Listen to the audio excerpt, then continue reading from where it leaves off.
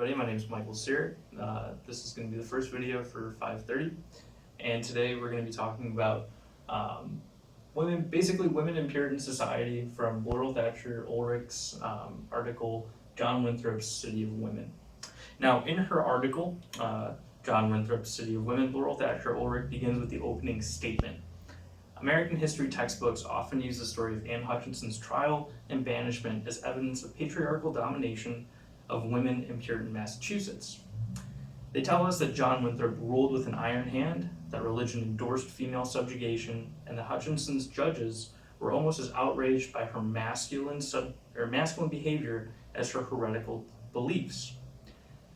These shorthand accounts of a complex story inadvertently lose one of its most interesting dimensions, though, which is Hutchinson's ability to unsettle and potentially unseat the iron-handed governor. It would be hard to find another time or place in American history where the theological speculations of a housewife could carry such political weight.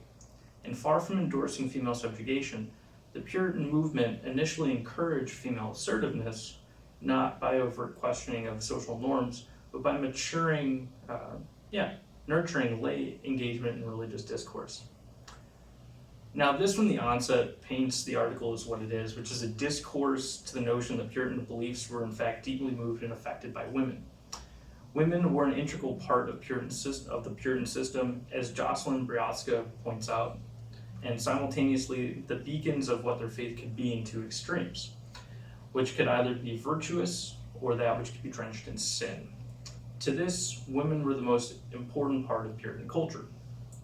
They were in effect the moral fulcrum at which the community would swing, either into a prosperous and virtuous state enjoyed and approved of by God, or as a state of Satan which would descend into dismay. What I took from this article was a changing society, destined to be different and yearning to distinguish themselves from the place that they had just left. And Ulrich speaks to this fact that they were attempting to, in theory, put a new blend of Protestantism into a construct of patriarchal order that was destined to have unintended consequences and run-ins that would come to shape its practice. Now, Protestantism as a large entity encompassing non-Catholic and non-Orthodox beliefs of Christianity was rooted in a sense of assertiveness that would have to be replicated in a society intending on taking its theories and doctrine fully to heart. In this, both men and women would have to be able to feel like they could be assertive in their beliefs of God and of Scripture. However, when this assertiveness turned into what the patriarchal order deemed as politically damning or socially damning, they were quick to root out the dissenting voices from the community. This is what brings us to what I feel is the meat and potatoes of the article, though, wherein Ulrich uses Winthrop's journal entries to paint a picture of the patriarchy scared with the gatherings of a mass of women in a non-church setting, such as the case of Anne Hutchinson. Also, the fears of moral guardianship, something that was written more extensively about by Briotska, and fears of individual materialism that were written more about by Linda Kerber. Now, both of those articles are going to be linked in the description or on the discussion page, along with the third article as well. Now, the case of Hutchinson is one I just kind of want to focus on really briefly, and that is one that has quite an aura surrounding it.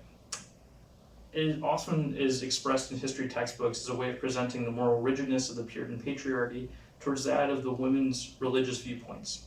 However, it was not much the fact that women had religious views that Puritan leadership was afraid of, because they, again, actively pursued them to have an active faith, but it was of the dissent in which Hutchinson showed in an improper arena as they saw it. Now, women, as Kerber noted, made up most of Puritan churches. Even at their lowest point, about 54% of a church would be attended by women, and women were often presented in front of the preacher where men were opposite of the side. So women would be on the right side, whereas men would be on the left side, more distant from the sermon. And to this, the only people that could preach were preachers, ordained preachers, which Hutchinson was not, and that is why she was so vehemently struck down. And more to this, the possibility of a woman transferring over from the state of being the moral backbone of the community over to becoming an independent force was something that was feared by the Puritan hierarchy. John Winthrop was more than just the governor of a Massachusetts colony. He did have tremendous power, and I think that through his writings we could see more of this. There's more stories that Ulrich points out. Relating this back to today, I really want to know what everybody else thinks, how the roles of Puritan women and that role in the American culture kind of relates back to today and the roles that we project onto women these days. This has been great, and I hope to talk to you guys soon.